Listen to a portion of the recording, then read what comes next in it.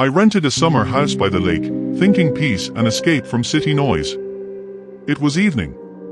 I noticed lights in a house across the lake, just one house, windows glowing warm.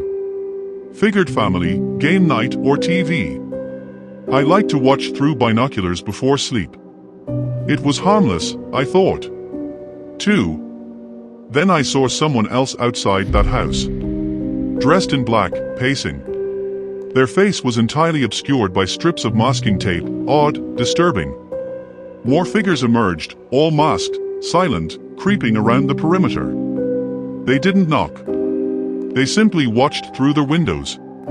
I called out to myself, is this a movie, a prank, or real? 3. Inside the lit house were guests, 4 people, laughing, talking. One masked figure pressed face to the window, saw them. One of the guests looked toward the yard, then turned back. Before they could move, the masked stranger struck him hard.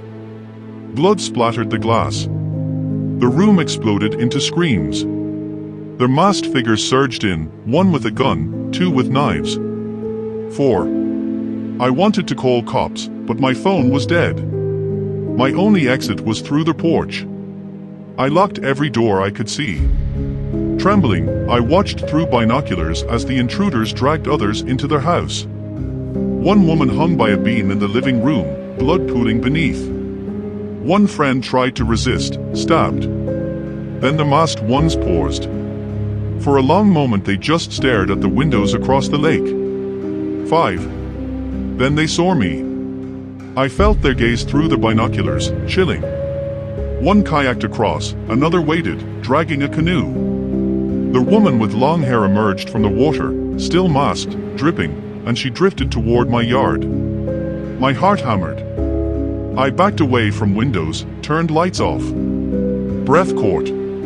6. Glass shattered. I heard steps behind me. My dog barked, but quickly silenced. I scrambled into basement, praying for darkness.